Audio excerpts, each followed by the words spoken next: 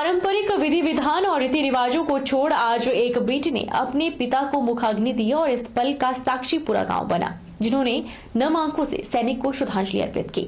ज्वालामुखी विधानसभा क्षेत्र के जटलाहड़ के एक सैनिक की पश्चिमी बंगाल में हृदय गति रुक जाने से मौत हो गई और आज सोमवार को उनका पार्थिव शरीर उनके पैतृक गांव पहुंचा। इस मौके पर प्रशासन की तरफ से एसडीएम ज्वालामुखी मनोज ठाकुर द्वारा सैनिक को श्रद्धांजलि अर्पित की गई। सोमवार को शहीद सैनिक का पार्थिव शरीर उनके पैतृक गांव पहुंचा। जब सैनिक का पार्थिव शरीर उनके घर पहुंचा तो परिजनों का रो रो कर बुरा हाल था और पत्नी तो बेहोश हो गई। विधि विधान सहित राजकीय सम्मान के साथ सैनिक का अंतिम संस्कार किया गया और बड़ी बेटी ने पिता को मुखाग्नि दी। सैनिकों और प्रशासन द्वारा शमशान घाट में गार्ड ऑफ ऑनर भी दिया गया, जिसमें हवाई फायर हुए। सैनिक को अंतिम विदाई देने के लिए पूरे गांव के लोग शमशान घाट पहुंचे और सभी ने नम आंखों से उन्हें अंतिम विदाई दी और श्रद्धांजलि अर्पित की। सैनिक नंदलाल किशोर की उम्र 53 वर्ष थी। नंद किशोर पश्चिमी बंगाल में सेना में तैनात थे। सूचना के मुताबिक नंद किशोर की ड्यूटी के दौरान हृदय गति रुकने से मृत्यु हो गई थी, जिसके बाद उनका आज पार्थिव शरीर उनके पैतृक गांव जटलाहड़ पहुंचाया गया और उनका राजकीय सम्मान के साथ अंतिम संस्कार किया गया। नंद किशोर अपने पीछे पत्नी और 3 बेटियां छोड़ गए हैं।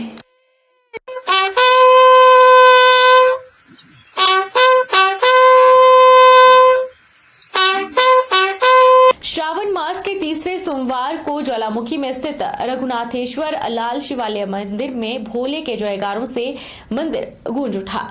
शिव महापुराण कथा का समापन और पूर्णाहुति का आयोजन भी हुआ। साथ ही मंदिर में सूक्ष्म रूप में भंडारे का आयोजन किया गया। भोले के भक्तों ने दूध, जल, बेल, धतूरा, शहद, गन्ने के रस से शिव की आराधना की। इस बीच भक्तों ने भोले के नाम का व्रत भी रखा। लाल शिवालय शिव शक्ति मंदिर में पुजारी महासभा प्रधान अविनेंद्र शर्मा, परीक्षित शर्मा, प्रशांत, वासुदेव, संदीप, पंकज शर्मा ने विशेष पूजा अर्चना की। पुजारी महासभा प्रधान पुजारी अविनेंद्र शर्मा ने बताया कि ज्वालामुखी के प्रसिद्ध प्राचीन रघुनाथेश्वर लाल शिवालय मंदिर में हर वर्ष की भांति 54वें वार्षिक भंडारे और शिव महापुराण अखंड रामायण पाठ की आहुति का आयोजन किया गया, जिसमें बड़ी संख्या में भक्तों ने भाग लिया।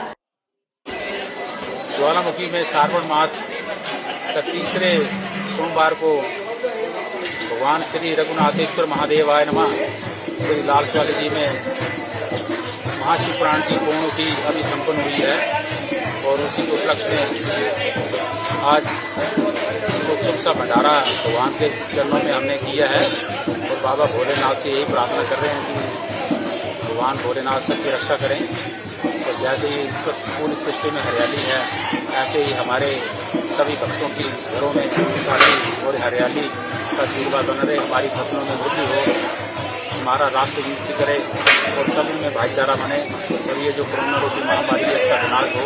इसी की भगवान भोलेनाथ से हमने प्रार्थना करी है कि हमारी ये जो है जितनी भी ये जो अनिष्ट आ रहे हैं, बाधा आ रही है, उनको दूर करे और हमारी रक्षा करे। ओम त्र्यंबकम यजामहे सुगंधि पुष्टिवर्धनम उर्वारुकम यज्ञ।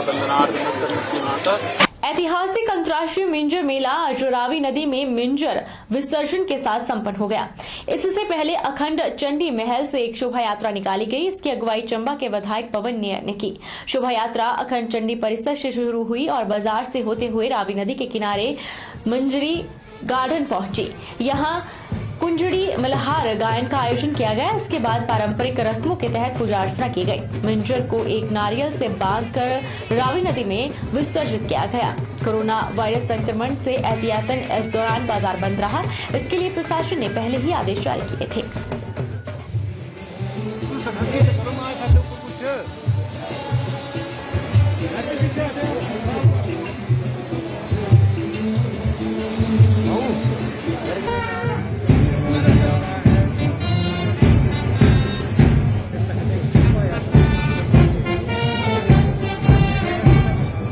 कोरोना महामारी की वजह से इस बार भी जो है 2 साल तो मिंजर मेला हम उसकी औपचारिकताएं के निभाते रहे इसके साथ बिल्कुल, क्योंकि जैसे आपको लोगों को पता है कि कोरोना महामारी की वजह से ज़्यादा भीड़ भाड़ नहीं इकट्ठी कर सकते, इसलिए इस बार भी हमने जो ओपनिंग में भी और क्लोजिंग में भी पूरी कोशिश की कम से कम लोग।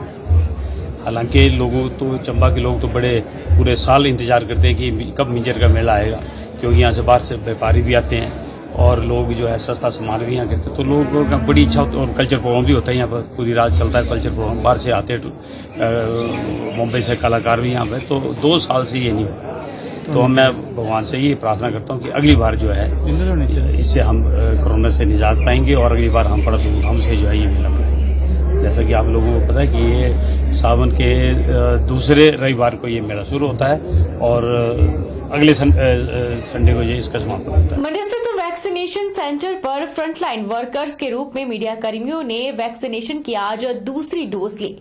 मीडिया कर्मियों ने कोविड प्रोटोकॉल का पालन करते हुए टीकाकरण करवाया। कोरोना काल के दौरान लोगों को जागरूक करने में फ्रंटलाइन वर्कर्स के रूप में मीडिया कर्मियों ने अहम भूमिका निभाई। वहीं प्रदेश सरकार के द्वारा मीडिया कर्मियों का टीकाकरण करने के लिए विशेष अभियान चलाया गया और इस अभियान के तहत प्रिंट और इलेक्ट्रॉनिक मीडिया से जुड़े मीडिया कर्मियों को वैक्सीन लगवाई गई। वहीं मंडी शहर में स्थित वैक्सीनेशन सेंटर पर भी मीडिया कर्मियों को वैक्सीनेशन की दूसरी डोज लगवाई गई। इस दौरान मीडिया कर्मियों में खासा उत्साह देखने को मिला। मीडिया कर्मियों ने प्रोटोकॉल के तहत वैक्सीनेशन की दूसरी डोज लगवाई। वहीं इस दौरान HP 24/7 चैनल की टीम ने भी वैक्सीनेशन की दूसरी डोज लगवाई। HP 24/7 चैनल की MD सीमा शर्मा ने कहा कि मीडिया कर्मियों ने टीकाकरण अभियान में बढ़ चढ़कर भाग लिया और वैक्सीनेशन लगवाई। उन्होंने कहा कि वैक्सीन लगवाने के बाद भी लोगों को कोविड प्रोटोकॉल का सही तरीके से पालन करना चाहिए। दूसरी डोज लगी है वैक्सीनेशन की और ये 84 दिन बाद हमें डोज लगी है। मैं लोगों को यही कहना चाहूँगी कि जिस तरह से ये ह्यूमर फैलाया जाता है कि वैक्सीन से तबीयत ख़राब होती है या कुछ और चीज़ें होती है, सिम्टम्स और आते हैं, ऐसा कुछ भी नहीं है। हम आपसे ये कहेंगे कि आप पहली डोज भी लगाइए और दूसरी डोज भी लगाइए, लेकिन दोनों डोज लगाने के बाद आपको अपनी सेफ्टी फिर भी रखनी ही पड़ेगी, क्योंकि ऐसा नहीं है कि दोनों डोज लगाने के बाद फिर आप सेफ रहेंगे, कोविड नहीं होगा। कोविड उसके बाद भी किसी को भी हो सकता है, लेकिन वैक्सीन का लगाने के बाद अगर किसी को कोविड होता है तो उसका असर कम होता है, इसलिए आप दोनों डोज को जरूर लगाएं। बहरहाल बुलेटिन में इतना ही। आप देखते रहिए HP 24/7।